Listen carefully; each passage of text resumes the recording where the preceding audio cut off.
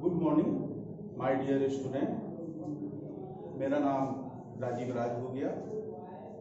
मैं आप सभी बच्चों को चौथे वर्ग के हिंदी की पाठ्य पुस्तक पाखी लेकर आया हूं, जिसका पहला अध्याय का नाम वंदना है।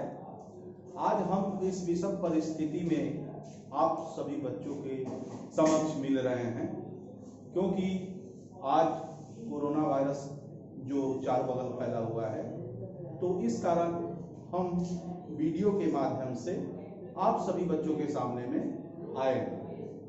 आप सभी बच्चों को इसके अध्याय के बारे में उनकी ओर ले चलने का प्रयास करेंगे, जिसको आप सभी बच्चे अच्छे से देखेंगे और आगे कॉपी में भी उतारेंगे। पहला अध्याय यहाँ वंदना है।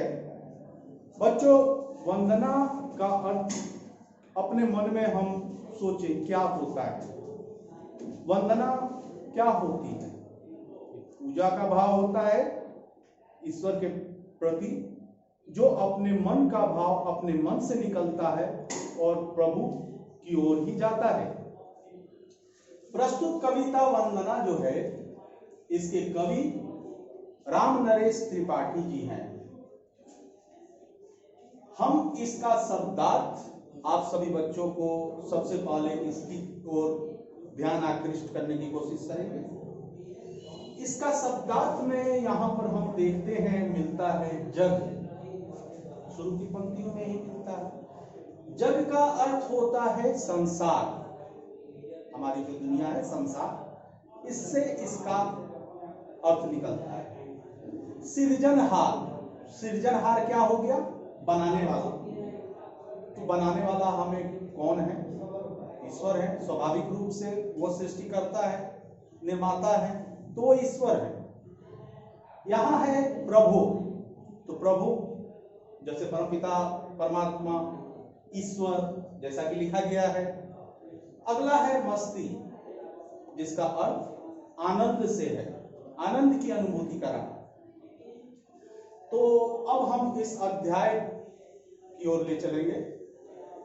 वंदना, जिसकी पंक्ति लिखी गई है, हे जग के सृजनहार प्रभु, तब याद तुम्हारी आती है।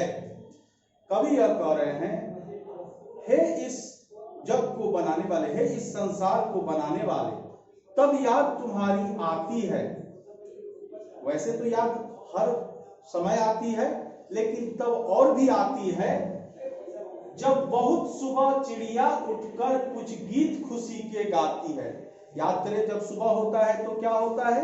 चिड़ियों की चहचहाहट से पूरा मनोरम दृश्य प्रस्तुत हो जाता है।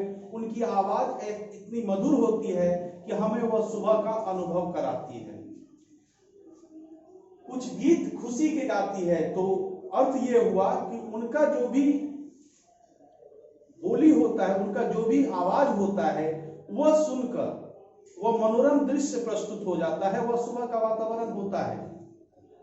कलियां दरवाजे खोल खोल जब दुनिया पर मुस्काती है, खुशबू की लहरें जब घर से बाहर आ दौड़ लगाती है।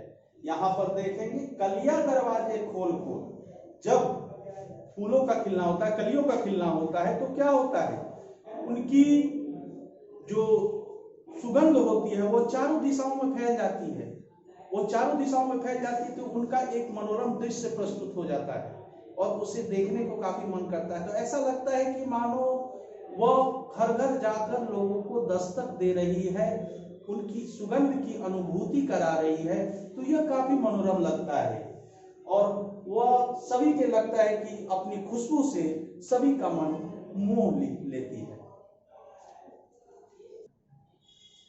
यहाँ आगे के पंक्तियों में क्या कहा गया है उसकी ओर देखेंगे।